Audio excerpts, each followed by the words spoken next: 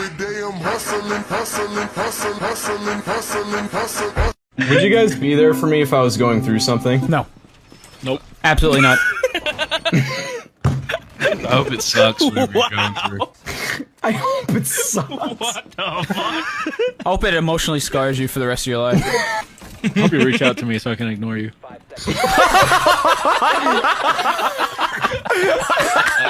I can't wait to go to your funeral knowing that I could have changed that outcome. Fuck you. You have no idea what the fuck I deal with every fucking day. I fight demons every goddamn day of my life. And you have no idea what the fuck I deal with. Hey everyone, welcome to the channel. You're watching In Real Times. You know, I was thinking to myself, what would be a good way to begin the channel? And what better way than to discuss men's mental health during Men's Mental Health Month? We plan to discuss various topics on the channel. Please like and subscribe. Let's get into it. Statistics show that over 40% of the men that took their own lives, not one family member or close friend even knew they were having a problem. This is because men have decided to suffer in silence. This is a pattern that I've seen over and over again. It's one of the reasons I started my men's group, We're the They. Earlier today while we were out, I just decided to pull aside each guy and I asked them one specific question. Who did you reach out to when you were at your all-time low? This was their responses. I didn't reach out to anybody. I don't feel like I really had anybody, actually. My mom. Nobody. Can't remember ever reaching out much. Initially nobody, then God. No one. I don't know. Probably my therapist. I would say a parent. You know, it's not a big deal when you hear it, but it's very alarming that a lot of us are okay with not telling anybody about the things we're going through. You know, just sweep it under the rug because we don't have time for it. We're supposed to stay locked in, you know, a lot of things to take care of. So you see men just nonchalantly saying that they never talk to anyone about it, but it's really serious. It's more serious than it looks. And I think that's the issue, is that we're not taking it serious enough. Your lowest point, who did you reach out to for help? Honestly, it was just my lacrosse buddies. No one. I probably reached out to my dad at my lowest point in my life. Nobody. Myself. Former boss, good buddy. I reached out for my mom. No one. No one. I don't know if I had anybody to reach out to, honestly. At my lowest point, I reached out probably to my dad. No one. Honestly, no one. One of my best friends, Dan Anderson. My buddy Sam from firefighting. There's someone in the comments said, I'm going through it now myself. And then another one added, isolation equals loneliness. I mean, the stories are out there. I'm sure a lot of you have heard about it actually happening close to you. You know, somebody down the street took their life. You don't exactly know what it is, but these stories are out there. You hear them all the time, man. When men feel like they just don't want to go on and there are no signs, right? A guy just got quiet. You didn't hear from him for a while. And then next thing you know, you just hear the news. Because a lot of us just choose to suffer in silence because you don't really feel like anyone out there can understand. Or at least you feel like you're not allowed to, right? Because you're a man. So a lot keep to themselves, man. And then you hear these stories. This happens every year, man. The numbers are out there and it's really going to be up to us to get out of our own way and try to help ourselves, right? You know, get with the professionals who are trained to help us through these situations. It does really help to talk to someone, guys. I've had to get a little bit older, you know, to arrive to this conclusion myself. Men, let me know in the comments if I'm wrong. Men genuinely believe that no one gives a fuck, no one is coming to save you, and they are totally alone. But what if I told you they had reason to believe this? I would encourage you to go watch some YouTube videos from a woman named Nora Vincent. Nora lived as a man named Ned for 18 months. In 2006, she wrote a book called Self-Made Man about the experience. She was treated so poorly as a man that sometimes she was actually physically sick. Her key takeaway wasn't that women don't struggle.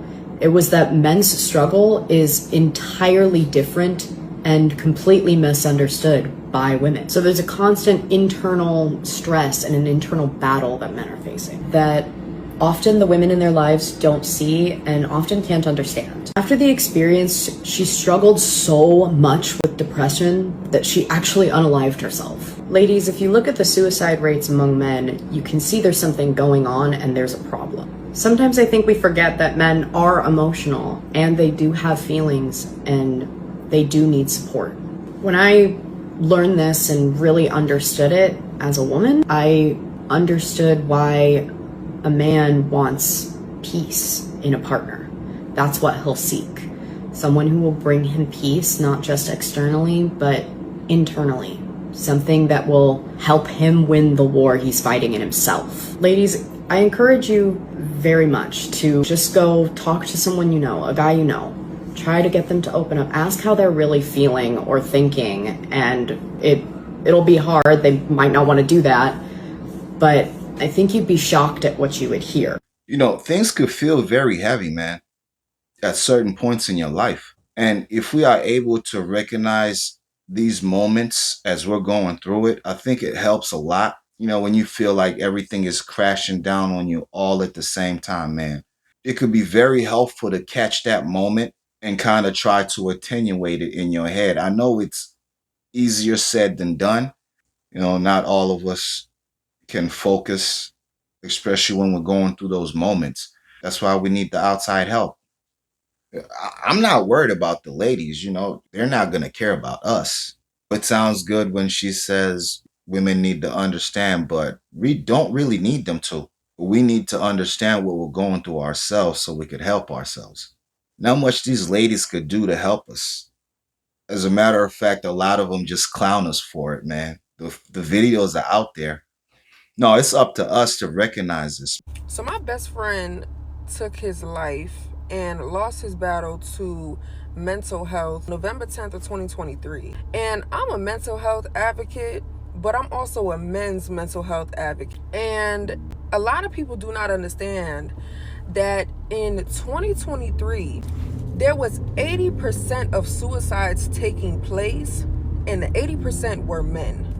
Through studies of seeking my degree in psychology. You know, those numbers should open your eyes. If you care to pay attention at all, man. It's crazy. And just connections, conversations, and communication with males close in my life or just people in close proximity to me. You'll come to understand that the world was not meant for men to be vulnerable. It was not created for men to be able to technically have a lot of safe spaces in order to say that there's some thoughts going on in their mind that they're not able to take captivity of. There's some things that they're going through that they're not really strong enough to battle. And most times men are told that they have to show up strong, and when they cry it's a problem, or when they ever feel less than, that's not okay and you have to be a man. But it's very important for you to check on the males in your life. It's very important for you to see where their heads are, not just the hey, how you been, the short dialogue. It's important for you to really ask those questions, because there's a lot of men who are fighting silent battles that a lot of people don't know about, and because they carry it so well, the people close to you are not concerned enough. So it's important for you to know the people that's in your space, and not only know them, but know when something is wrong, know when something is off. Be able to pour into them when they have nothing to give. A lot of men do not know how to ask for help because they're the ones who have to give it. So if you are a male who's going through mental health issues, or you've just been there before and you know exactly what I'm talking about, I just pray that you get through whatever it is that you're going through, and that you understand that you don't have to go through it alone. Even when it seems like a lot of people are not able to help you carry the weight of the world, understand that not only will your people come, but you will get through whatever it is that you're going through, because the worst is not the worst. Someone said, I need someone to talk to. I know she loves me, but she has her own demons and I can't really talk to her. And further down in the comments, some other guys added how they almost took their lives in that same year. Like, damn, I almost took my life that year. And another one said, that happened a month before I tried to take my own life and failed. And another one said, my dad took his life that same year. This may seem like something so little, but it's very helpful. You know, these kind of messages, you know, they're very helpful for those who are really feeling down. I mean, you could look in her comment sections and kind of see the people in there, right? With the same sentiments. You know, just how listening to her just helped a lot. A lot of men just come into her comment section and appreciate the things that she's saying. Just reach out, fellas. We have to seek out these places. There's numbers out there you can contact, get some help. I'm sure there's places out there that offer the free help. Don't sit back in silence, man, when you're going through things. I think it really helps to know that there's other people out there going through the same thing that you are. And you could join a group. You know, it probably sounds like something you're not ready for, but it's very important, man. And if you're a man out here and you have a partner and you don't feel like you can bring this to him and talk to him about it, then you're probably not with the right person. Yeah, that's a problem. I mean, that's the one person you should at least be able to talk to about it, right? At least let them know what's going on and see if there's anything they can help you with as far as finding you some help. Any man going through this out there and has a wife or a partner and they're not willing to help you out, or they're not receptive to the idea of at least hearing you out, you probably need to rethink some things, man, because that's what partners are for. You know, there's content out there as well about men not wanting to go to women about this because they don't want to get made fun of. Yeah, that's a big problem in society. Yeah, those are probably not the right women to be around. Let's be honest. If they are not able to support you in what you're going through, they're not really there for you. They don't really care about you. The happiest dude in the room, ask him how he's doing. For real. A lot of people don't ask me because to the point that I'm always happy, I'm laughing, I'm always brightening everyone else's day. His day must be fine because he's brightening everybody else's life. I would say that's not a fact. That person that brightens other people's lives, they're just good at brightening people's day. And they still have issues. Man, there's a lot of truth to this. You laugh to keep from crying. There's a lot of men that handle it this way. You know, just put on a smile, answer everything the right way, and they don't elaborate and don't say much more than that. Just take it upon yourself to ask some more questions, man. It may be a little extra step, but it could really help get to the bottom of what's really going on. I mean, you guys don't even have to be friends. It could be a coworker or someone you really care about, a family member. It doesn't really take much to ask that extra question just to see where someone's head is at. We have to take that time, that extra time to find out what's really going on with the person. I have to act like I'm good. I'm good has taken out so many men. I don't even let my friends say it when I hit them up. Yo, I'm good. No, you gotta give me more than I'm good. I don't know. I don't even know what that means. I start playing like I don't even know what that means. I need you to express a little bit more. Like, how are you really feeling? And that's a deeper question. I was talking to a group. I was doing the coffee and convos where I get men together and we just get coffee, we talk. And one of the starting questions was, how are you feeling? And I had one guy, it was his first time coming, and he was like, I'm gonna be honest, I don't think nobody's ever asked me how I was feeling and sat long enough to listen. Mm. That brother talked for 10 minutes off of that question. He had so much to unpack and unload, but nobody took the time to slow down and just, how are you feeling? I'm not even looking to respond, I just wanna know. I just wanna hold space. So for men, it's very imperative that, one, we play a part of our own rescue, but we have to get out of our own way in regards to our pride and our ego. Yeah. And the image that we want to uphold, because that image is slowly eroding your soul. Bro, every time I get told and judged on how I'm supposed to feel, someone said in the comment section, fellas, don't hesitate to reach out to your friends, man. We have to go a little bit more past than I'm good. See how that man is coping. There's stresses out there, man. You know this, you're a man. You go through this too. Just prod a little bit more. See if there's any underlying issues, because sometimes there is. So you have to continue asking, you know, get that person you care about to open up a little bit. You know, it has to take you asking a little bit more to get that out of them. You know, get that person you care about to talk about things. It's such a small step, man, but it could really help move the needle. If you care about your friend, you know, if you care about your family member, you know, your brother, your sister. Look, man, you're not depressed, all right? You're just undisciplined. You don't need another therapist, you need a routine. You don't need pills, you need purpose. And you feel low because you've abandoned the man that you were meant to be. You wake up with no urgency, no plan, no structure, and you wonder why life feels heavy. It's not chemical, it's consequences. And the weight that you feel is the weight of wasted potential. Now, you used to be sharper, right? You used to be more locked in, you were a leader, but now you're just scattered, distracted, and soft. And every day you wake up knowing that you're capable of more, but you keep choosing comfort over control. Here's the truth. Discipline is the cure. Structure builds confidence, and purpose kills the pity. And when you start waking up with intention, and you honor your commitments, and move your body daily, all of that fog is going to lift. You don't need to be saved. You need to decide. Decide that the man you are now is no longer welcome in the future. Build the habits, cut the excuses, and show up anyway. You're not broken, you're just undisciplined, right? And this is the thing, discipline is free if you're man enough to earn it. Bro is out here calling people soft and scattered. I don't think that much has to do with it, man. There's a lot of people who are focused out there and they still have the same issues. And they still feel like they don't want to go on. This is happening to everyone. There's a lot of pressure out there, man.